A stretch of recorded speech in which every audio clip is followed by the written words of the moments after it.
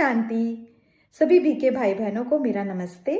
हमारे साथ आज आत्म प्रकाश भाई जी हैं, जो कि डायरेक्ट मधुबन से हमारे लिए आए हैं। टोली डिपार्टमेंट के हेड हैं और आज ये हमें आत्मिक स्मृति और स्थिति का इतना खूबसूरत अभ्यास कराएंगे। तो आज हम उन्हीं के शब्दों में ये सुंदर सी क्लास का पूरा लाभ उठाएंगे। ओम शांति। दुनिया का माहौल बहुत नाजुक होता जा रहा है। वातावरण बहुत नेगेटिव बनता जा रहा है।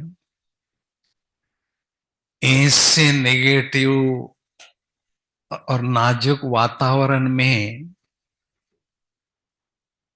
हमें अचल अडोल रहना बहुत जरूरी है। उनका सामना करना बहुत जरूरी है।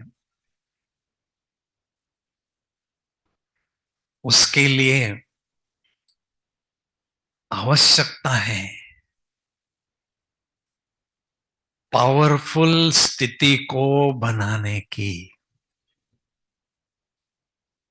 जो शरीर से हेल्दी होता है वो हर सीजन में सेफ रहता है।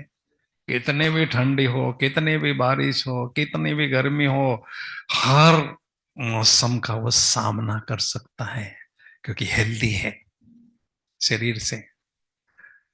तो ऐसे आत्मा भी जब शक्तिशाली होती है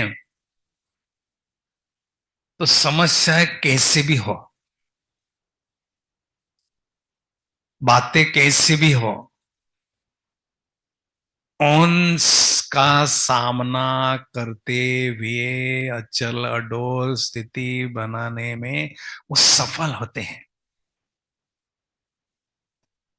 मधुबन में हम जाते हैं तो ब्रह्मा बाबा हमें खड़े दिखाई देते हैं। किस रूप में?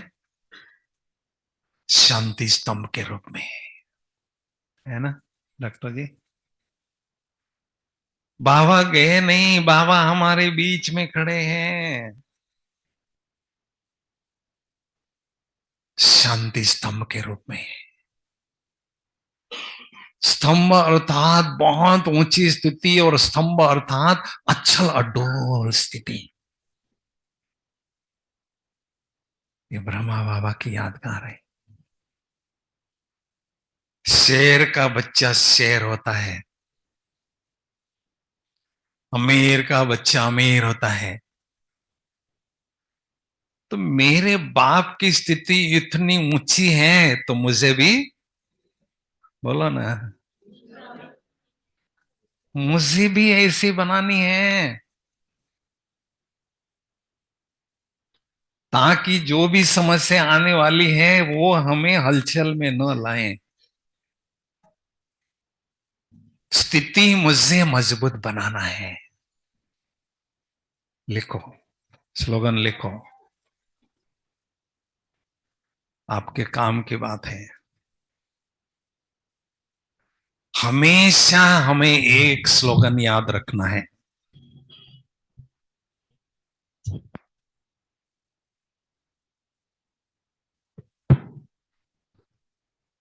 जैसी स्थिति वैसी स्तुति होती है। जैसी स्थिति वैसी स्तुति होती है। जैसी स्थिति वैसी उपस्थिति होती है। देखो दीदी जी यहां आए थे ना अभी, आते ही उनका ऑरा काम करने लगा और वातावरण पावरफुल हो गया। तो जैसी स्थिति वैसी उपस्थिति होती है। जैसी अवस्था वैसी व्यवस्था होती है, आत्माओं के द्वारा और तत्वों के द्वारा। तो बाबा के पास आने के बाद मुझे स्थिति बनाना है, चाहे उसके लिए कुछ भी करना पड़े। भगवान तो हमें मिला, लेकिन भगवान से मुझे क्या मिला,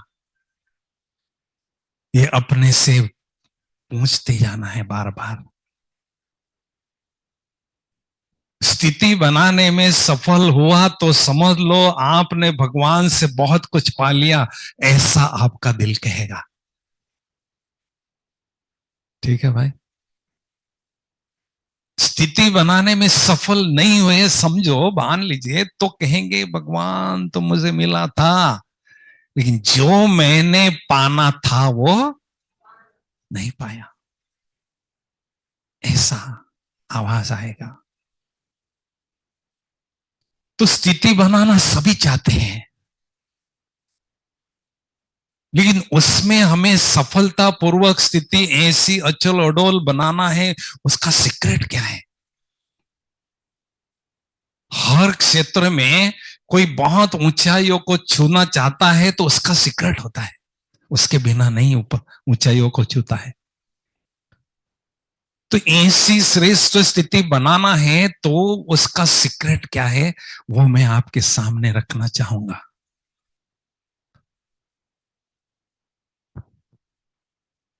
सबसे पहली बात, आत्म अभिमानी स्थिति पर हमने बहुत मेहनत करना है, बुद्धि की पकड़ उस पर होना जरूरी है। और दूसरा सीक्रेट है समान का अभ्यास पर मेरा पकड़ हो, ग्रिप हो।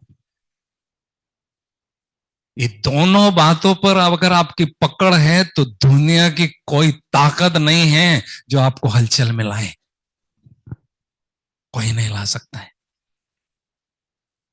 ब्रह्मा बाबा ने शुरू दिन से इन दो बातों को पकड़ के रखा, अंतिम दिन तक।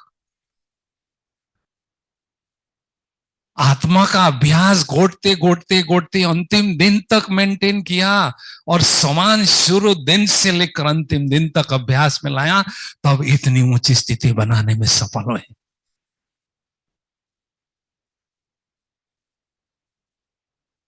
समझा? हम थोड़ा सा पुराने हो जाते हैं, हमें अहंकार आता है, ये क्या आत्मा, आत्मा का पाठ ये नयो के लिए, मेरे लिए नहीं है। और वो बात हमें मेहनत करने नहीं देती है, और उसके कारण हम आगे बढ़ते हैं और लड़खड़ाते रहते हैं।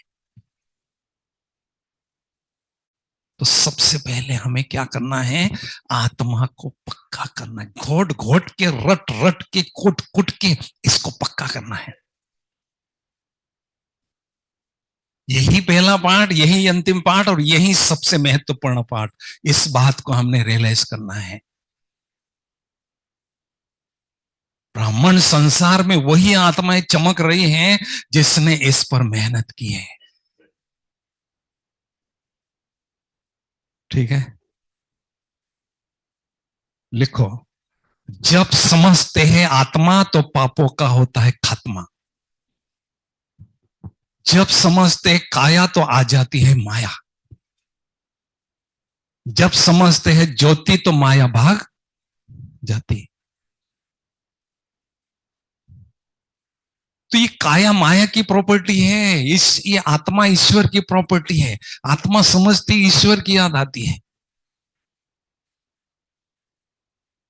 इसलिए हमें एकांत में बैठकर आत्मा के अभ्यास को बहुत पक्का करना है, इस बात को अच्छी तरह से रियलाइज करना है। समझा? जितना आत्मा का अनुभव सहज होगा, नेचुरल होगा, निरंतर होगा, उतनी बाबा की याद सहज होगी, नेचुरल होगी, निरंतर होगी। ये गणित है। आत्मा भूल गए, बाबा की याद भूल गई। आत्मा याद आ गई, बाबा की याद आ गई। खुद की याद तो खुदा की याद, खुद की विस्मृति तो खुदा की भी विस्मृति। सीधी बात है। और हर मुरली में बाबा दोहराते हैं, बच्चे आत्मा समझो, आत्मा समझो। कोई मुरली नहीं खाली जिसमें बाबा ने ये बात नहीं दोहराई। सुप्रीम टीचर है वो। जो होशियार विद्यार्थी होते हैं वो टीचर के इशारे को पकड़ लेते हैं और उस पर मेहनत करते हैं, और वही चमकते हैं। समझा?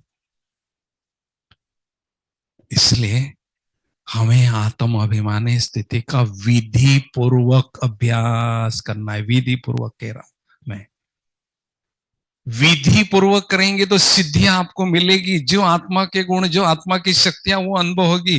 विधि पूर्वक नहीं करेंगे तो नहीं होगी। विधि क्या है? विधि बड़ी सरल है। आत्मा का अनुभव करने के लिए पहले आत्मा को देखना होगा।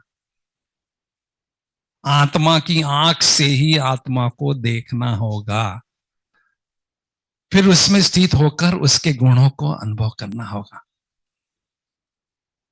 आत्मा की आंख कौन सी है? बुद्धि रूपी नेत्र, तीसरा नेत्र। वो किधर है? आत्मा में है। लेकिन वो मेरी आंख, ये तो आंखें स्पष्ट दिखाई देती है, लेकिन वो भी आंख मेरी है, वो स्पष्ट दिखाई देनी चाहिए। मेजॉरिटी का इसमें कंफ्यूजन होता है, इसलिए योग कठिन लगता है। हाँ जी, बाबा ने हमें आत्मा की आंख भी दी है, और बाबा उसको अंजन लगाने के लिए हर रोज ऊपर से आता है, मुरली के द्वारा ज्ञान का अंजन लगाता है। बहुत सूक्ष्म बात है ये। आत्मा की आंख कौन सी है, मैं आपको स्पष्ट करना चाहता हूं। शक्ति नगर का सेंटर देख रहा है? देखा है आपने? देखा है? दिखाई दे रहा है? दिखाई दे रहा है? अब दूसरा प्रश्न पूछा हूं, शक्ति नगर का सेंटर में एंटर करते ही क्या क्या चीजें हैं बताइए? जल्दी बोलो फटाफट, टाइम हमारे पास नहीं। सीधा बाबा का रूम है। फिर बाद में क्या है? क्लासरूम है। क्लासरूम में क्या क्या रखा है? अभी देखो, मैंने पहला प्रश्न क्या पूछा, आपने शक्ति नगर का सेंटर देखा है क्या? तो सीधा दिखाई दे रहा था, वो है आत्मा की आंख, जो सेंटर को देख रहे थे। और दूसरा प्रश्न पूछा कैसा है, फिर आप सोच सोच के मुझे बता रहे हैं वो आपका मन था। तो एकांत में बैठकर इन दोनों शक्तियों में जो अंतर है, हमें अच्छी तरह से फील करना है, अनुभव करना है। ये मेरी शक्ति बुद्धि है, और ये मेरी शक्ति मन है।